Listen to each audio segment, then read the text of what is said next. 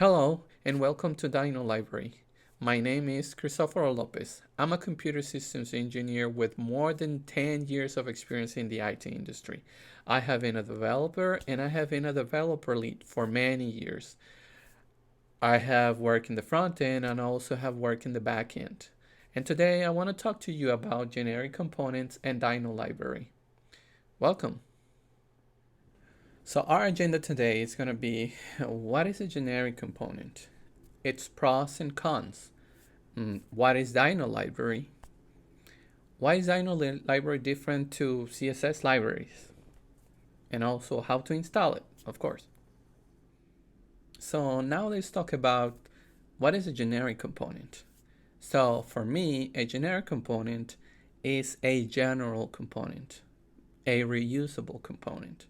So what we're going to do with the generic component is to separate the UI component from the business information in such a way that our generic component can be injected with the business information that you need for that particular purpose.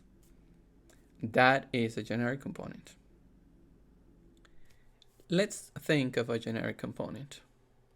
What if we have the need to implement an image gallery component? We gotta think of the characteristics that make this generic component an image gallery. Basically, we need a bunch of images.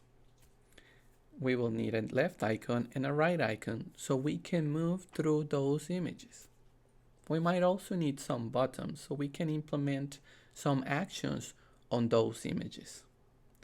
That's what makes the component generic, so it can be reused through all of our application. Once we implement it once, we can use it everywhere. So what are the pros of implementing generic components? Well, the first one and most important one, deliverables speed. Once we have implemented our reusable components, we will be able to deliver them very fast. Standardized solutions, like the table that we have in the back. Once we implement it once, our whole team can use this data table through all the project. Configurable and independent functionalities. So in the data table behind me, we have filters and we have search. We can implement flags, true or false, to enable or disable these functionalities. So depending of who is implementing for what page, they might decide they want to have this functionality or not. They can do it through a flag. Unit testing, end-to-end testing, and styling. We have to do it only once. So those are the pros of implementing generic components. Cons. Yeah, generic components have cons. Generic components do not respond well to non-standard functionalities. So yeah, if your functionality is very specific to you and it's not standard for everybody else, that might not sit well with the rest of the team. Very specific functionality that is for you must be handled in an upper level of logic, so you will take care of that specific requirement. Styling is reactive, non-static.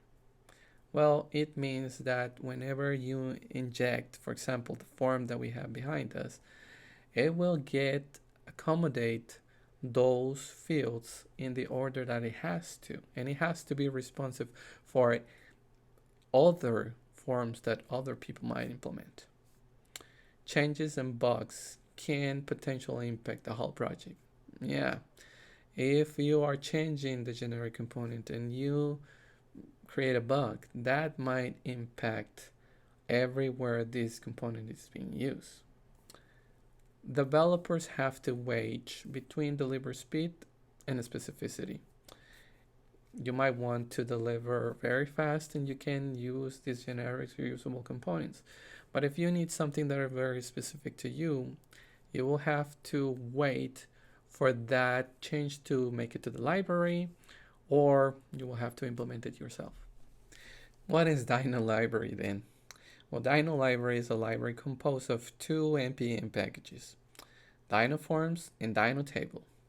In DynoForms, you will find forms as form, expression form, the accordion form, tab forms, pale forms, and model forms. And in our DynoTable, you will find a data table.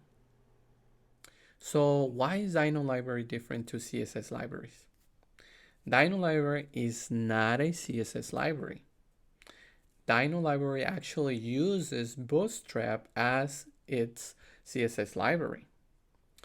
And also, DynoLibrary can be adapted to use other CSS libraries like Tailwind, CSS, or maybe Angular Material. DynoForms only provides you with generic forms that can be injected with the business data that you need. And it also gives you a data table that can also be injected with specific business data.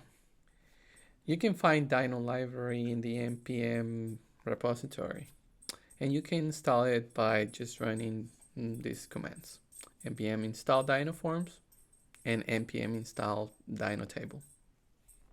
Finally, thank you very much for your attendance.